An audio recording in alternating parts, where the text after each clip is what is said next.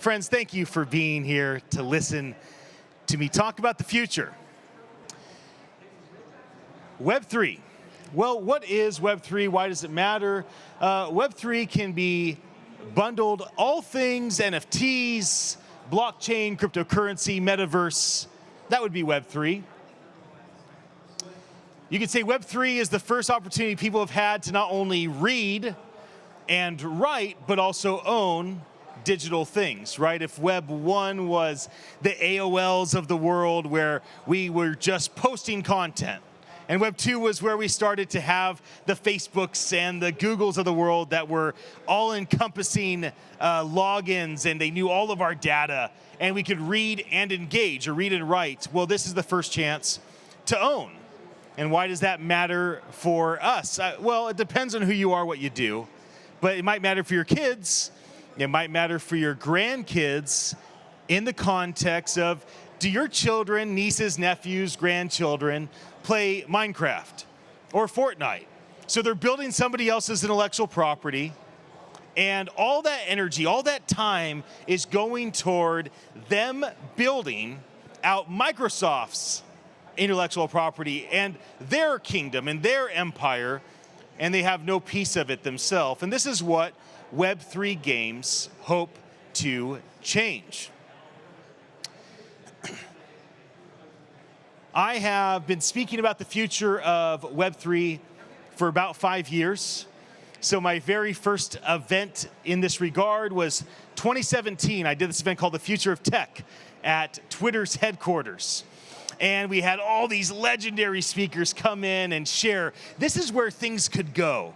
And eventually that event became something that my friends launched and invited me to be a part of, called NFT NYC.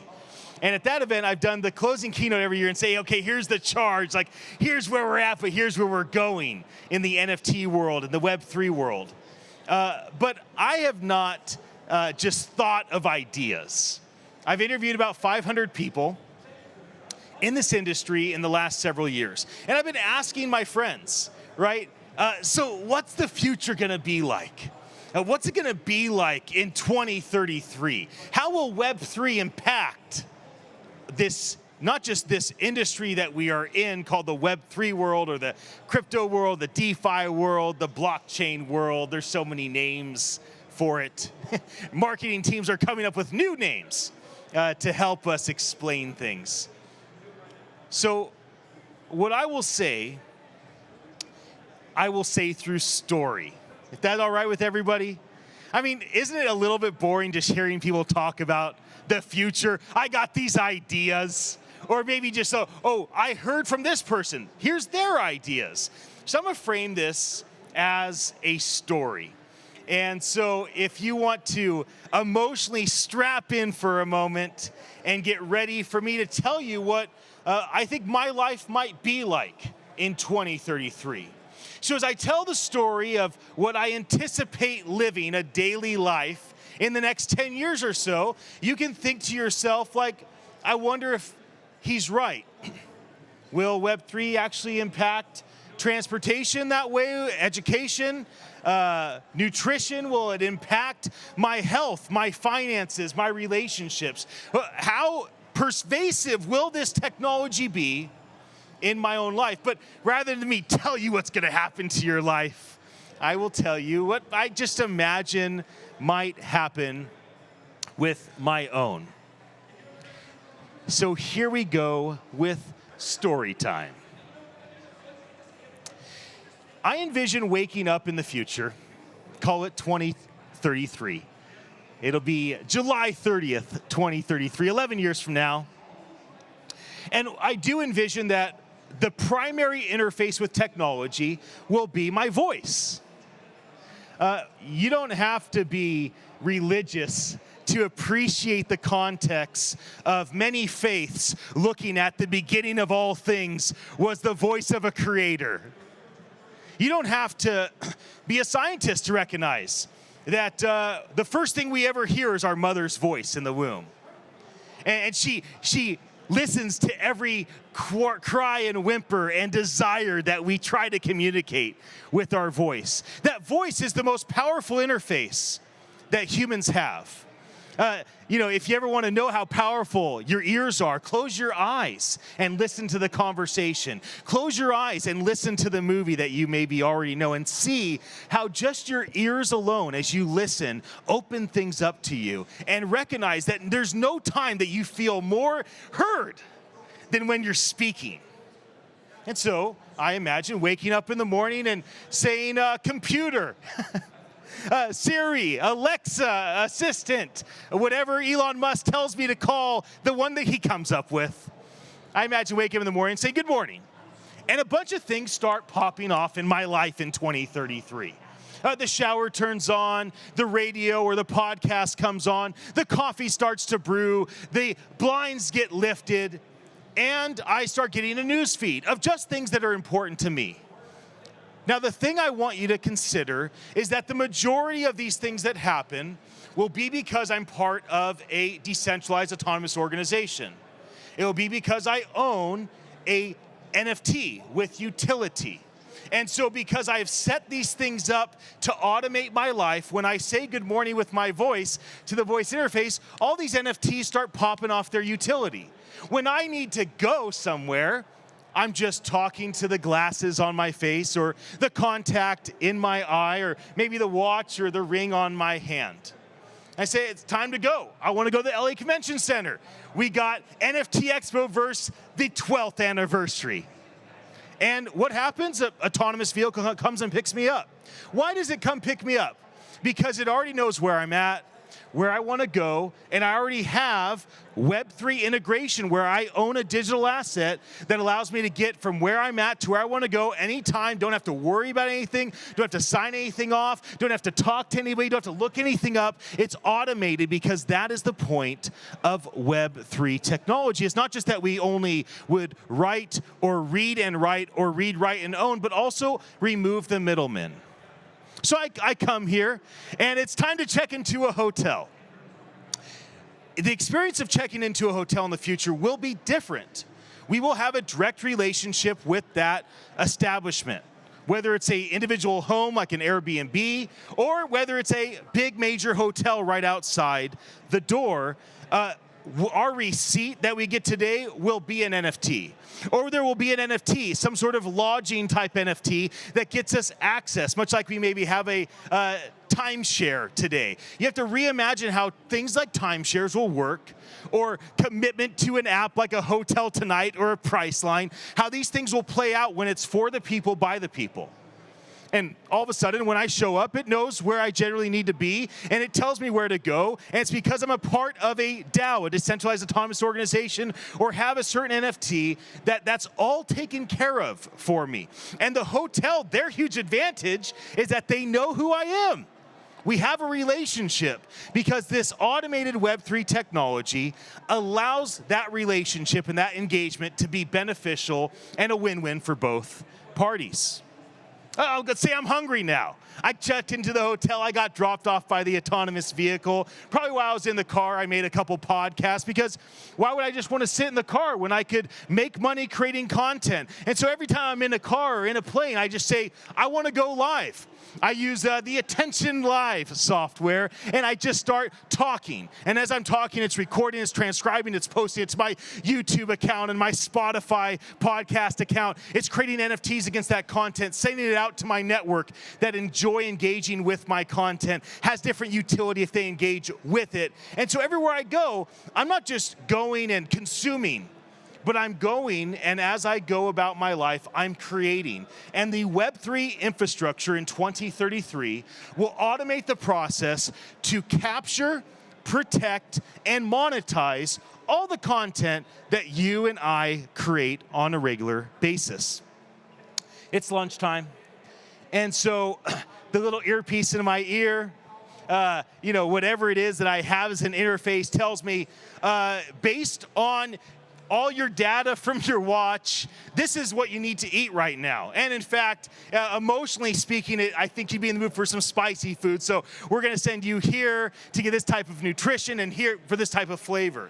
You see, in the future, some of the concerns around privacy and security won't be the same because things will be trustworthy. We'll have cryptography to protect our most sacred private data, and we'll have that same cryptography to allow us to know that what's there is true and is right. Everything that the DeFi world's been built upon for the last decade.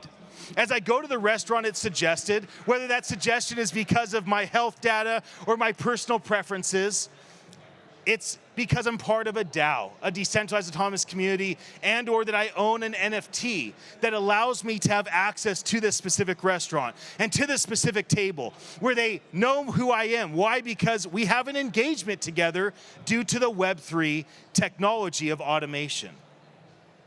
So I've only walked through my morning, and what I've explained to you already is my vision of how my morning routine will go.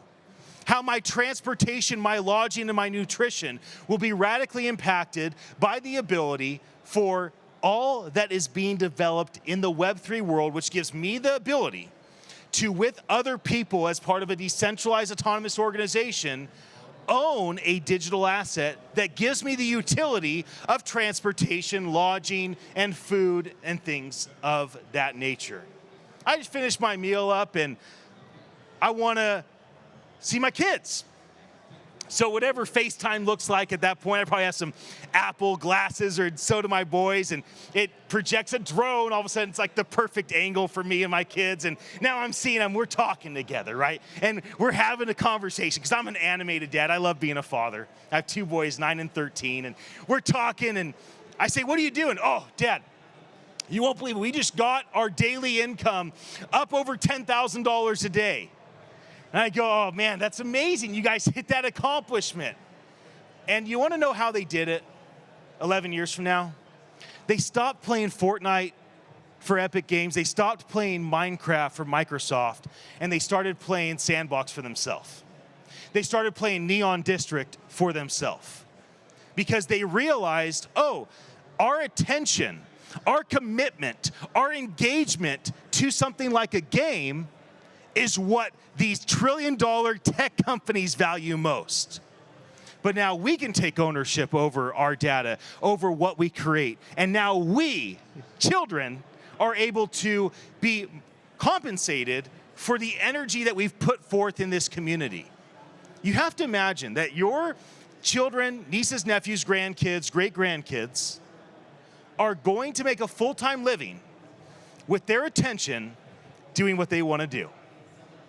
Ring, ring, ring, I get a call from my best friend. Remember, it's 2033. "Hey, boys, I got to go.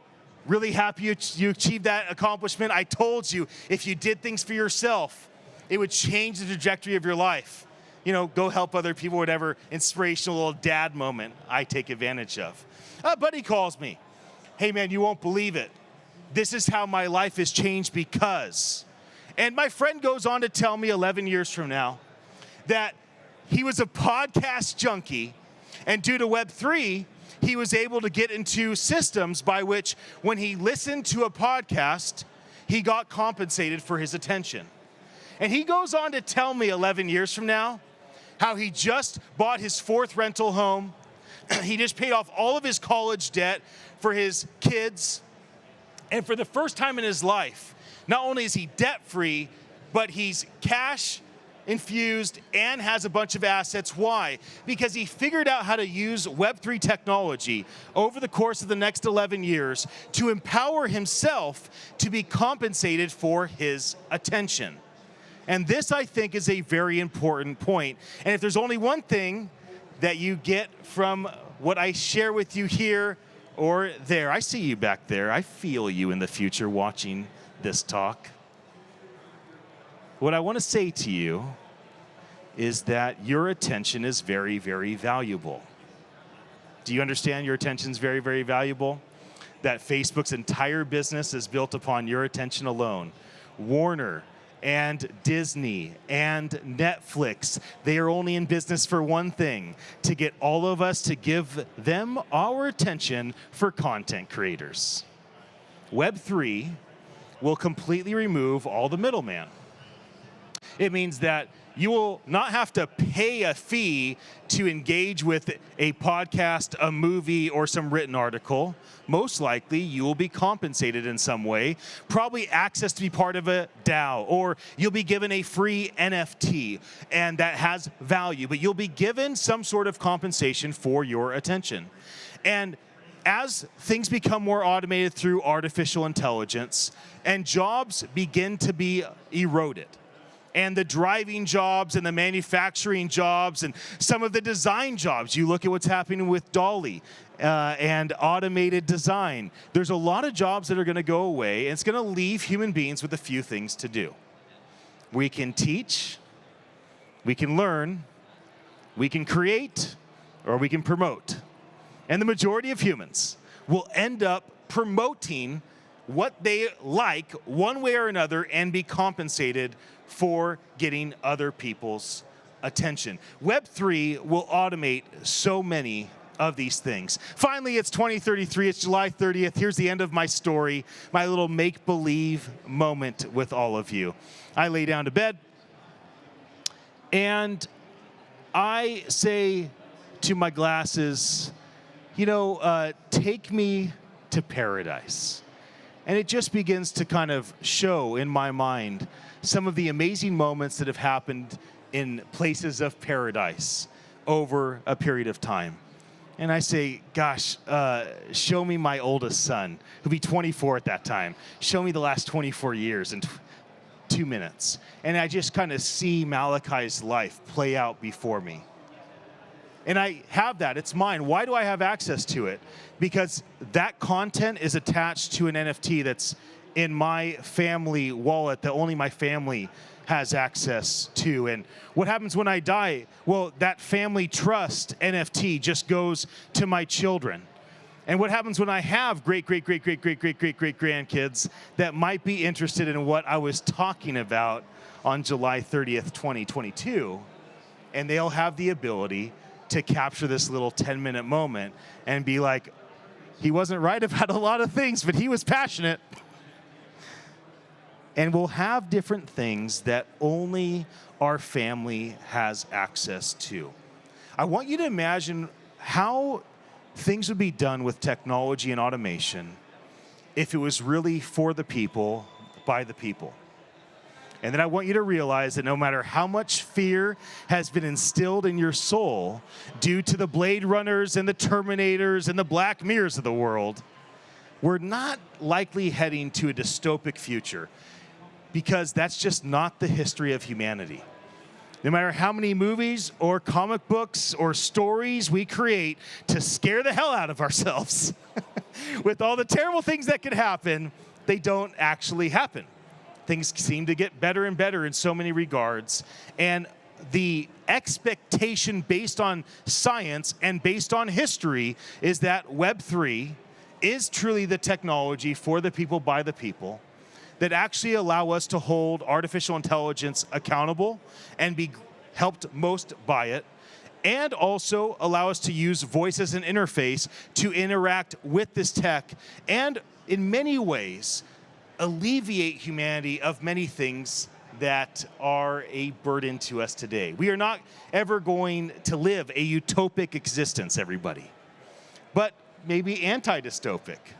And so it's important that you think through, how would things be if they were not controlled by governments?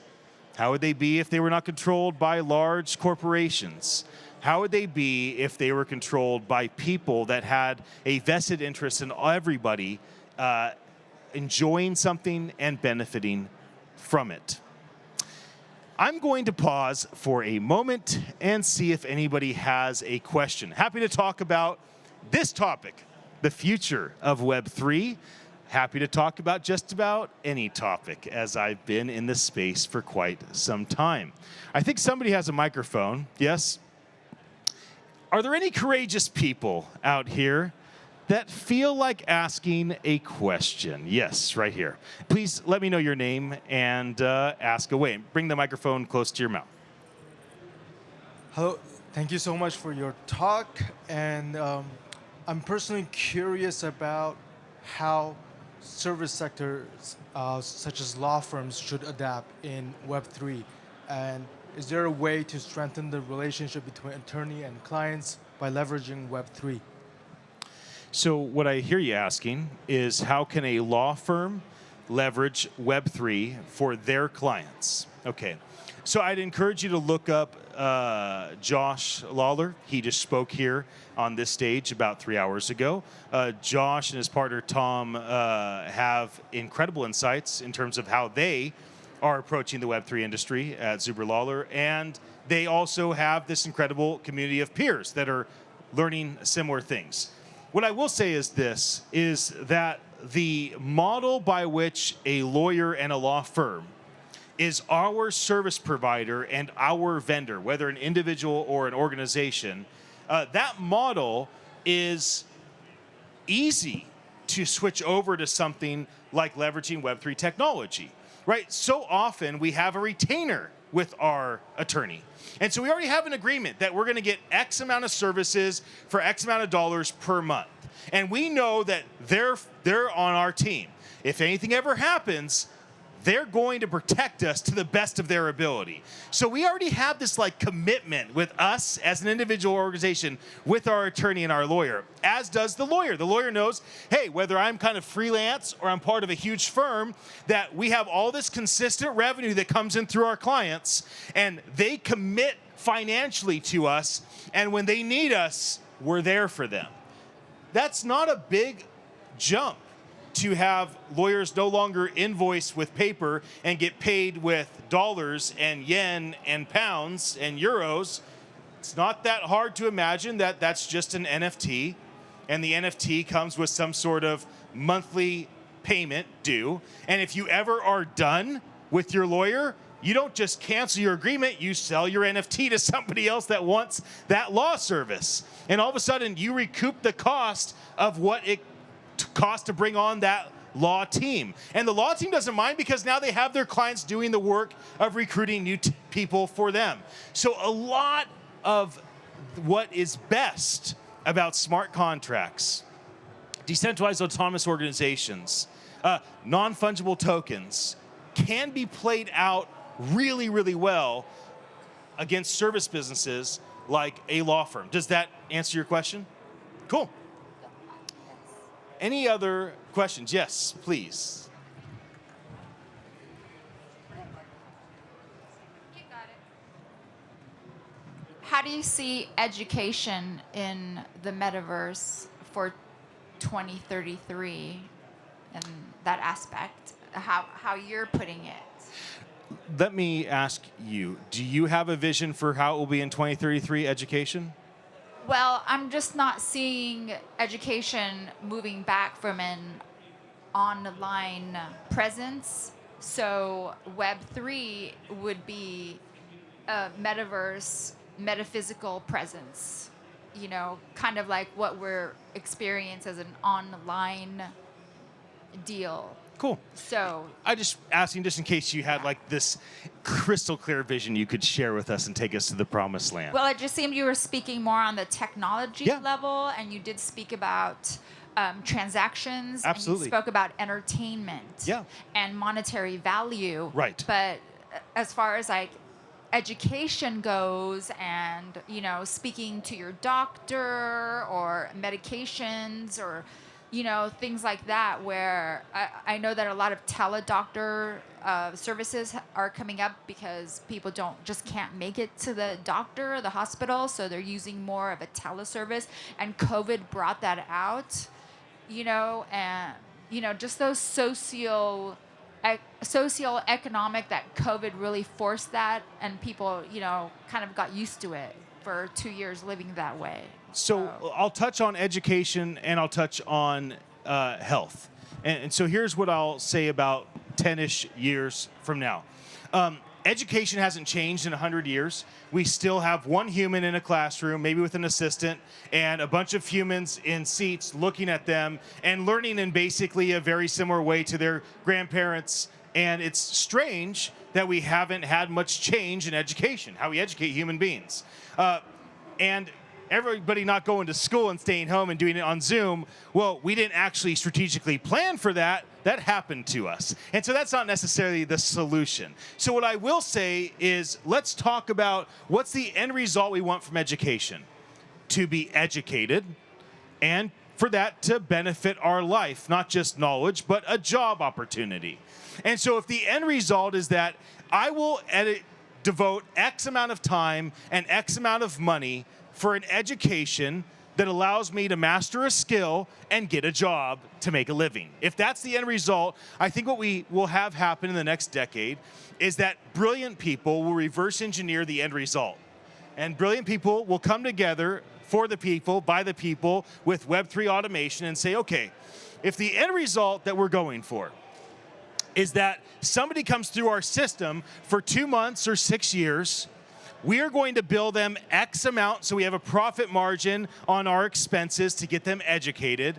And what matters most is that they walk away, and as long as they deserve it and have earned it, that they can get a great job.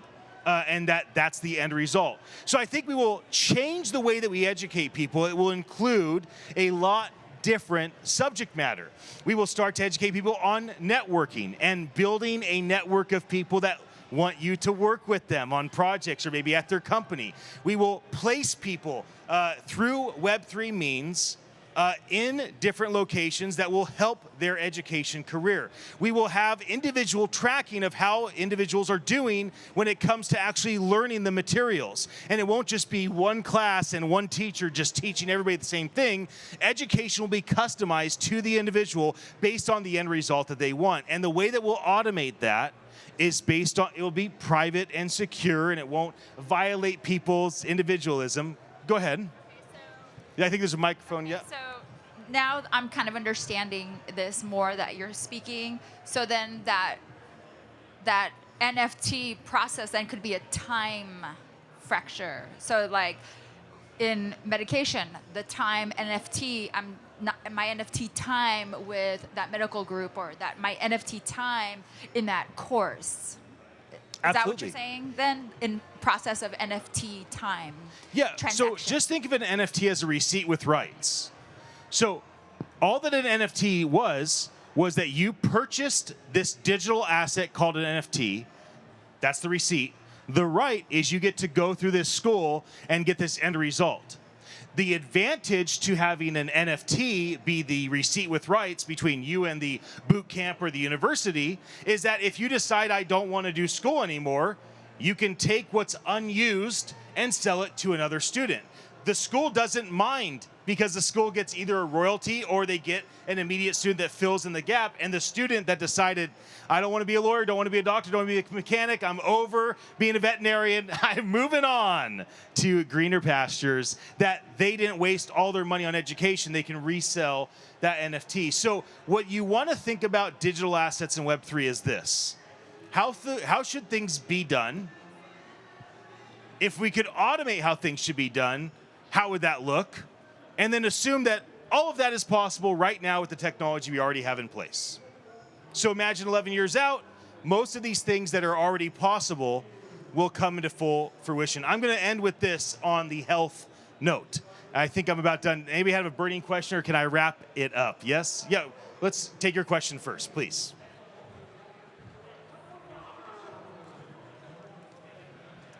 Hi, my name is Mila. You mentioned earlier that like you will have a chance to talk to your children and they will have NFTs and stuff like that. What about children who doesn't have parents and like et cetera, et cetera? How would that work for those people? And also, when the child born, he will get like a certain amount of NFTs that he could use like when he start growing up? That's my question. I think that's an important question. I think the most important thing that comes from your question is that I and anybody that's on a stage always should be mindful of people's different life experiences. It's very rare to have both parents in your life, sometimes not even one at all. So I would say this on that regard, different lifestyles that people are born into or have. When it comes to like a trust, something that maybe you're handed down by your family, I do think that humanity will begin to hand down benefit to future generations regardless of bloodline. So I do imagine like in 2033, those that are born have some sort of like, you're born NFT. And here's all the utility that comes with being a human being in America or in this country. And that things will be airdropped to that human's NFT that will give them new utility and new access. This could go wrong in a million ways, so I don't know exactly how it plays out, but I do think that that's one solution. Another thing I'll say is all of us are familiar with like the Boys and Girls Club, right? Like you as a gal or a guy or however you identify can show up and say, I would like to go play baseball, basketball, play cards, draw with a younger person and be their mentor. It's the mentoring group. So just imagine that soon, 2033, that whole organization will be structured through NFT acquisition and gifting. And so now it's not just that a willing soul that wants to mentor a young person has to show up at the YMCA, but now they can be matched with the ideal person for them to invest their time and energy into. And that person now is connected. Maybe they don't have a mom, dad, uncle, auntie, grandma, grandpa, but they do have the Boys and Girls Club. And with that comes all these benefits that if you go under the mentorship of this person, here's all the benefits that can come from that. So you have to think creatively. One of the problems is like, well, this group doesn't have the perfect scenario. They have a disability or a handicap or an unfair advantage. It could be age, it could be gender, it could be ethnicity, it could be geographic location, doesn't matter. You go, it's not fair for them. So then I say, okay, well, what is in place to help those that don't have life fair? Nonprofit organizations. How can nonprofits leverage Web3 to automate the process of doing a better job at what matters to them, so they can serve these people better? So the solution is not, well, that's not fair that these things are happening for those people. It's more about, well, who's working to serve the least of these, and how can this technology empower that work? I am going to wrap now because I'm getting the 1 minute sign. And that's serious business, everybody. We don't want the cane yanking me off the stage. Okay, I'm going to end with this. 2033, some of you are going to have family members that you love deeply that will have lost their mind. And it's going to be a bummer when grandma doesn't remember your mom anymore. And when she wakes up frightened out of her mind in bed, screaming. And when your mom comes in the door, she doesn't remember her daughter any longer. Okay, this is a terrible thing that happens to people all the time. Grandpa's not around, and it's just mom bearing all the burden of caring for her mother, your grandmother, as she has lost sense of reality. What will likely happen because of Web3 technology is that family, grandma, mom, you, child in this story, is able to own your grandfather's voice. It's only yours. It's only your family's. And now you can apply your grandfather's voice to the Amazon Alexa machine or the Google Assistant machine. So every time grandma wakes up screaming, where am I? Where's Charlie? Where's Charlie? Give me Charlie. Charlie comes on. Betty, it's okay. This is just my voice, honey. You got to calm down. Charlie. Now, how is it that your mom got her father's voice on the Alexa to calm down your grandmother? How does that happen? Legally, with HIPAA compliance and all the different things of intellectual property ownership. How do we get there? Because Web3 automation will just automate every single part of our life, even the things as personal as our grandfather's voice, to calm down our grandmother when she no longer is able to keep herself calm or listen to the voice of her daughter, your mother, to keep her calm. You got to play out how this happens across humanity, across every culture, and how things like security, privacy, trustworthiness, interoperability make all this seem to be a real achievable goal in the next 11 years. Friends, thanks for listening to me share some thoughts and stories about what Web3 could be like in 2033.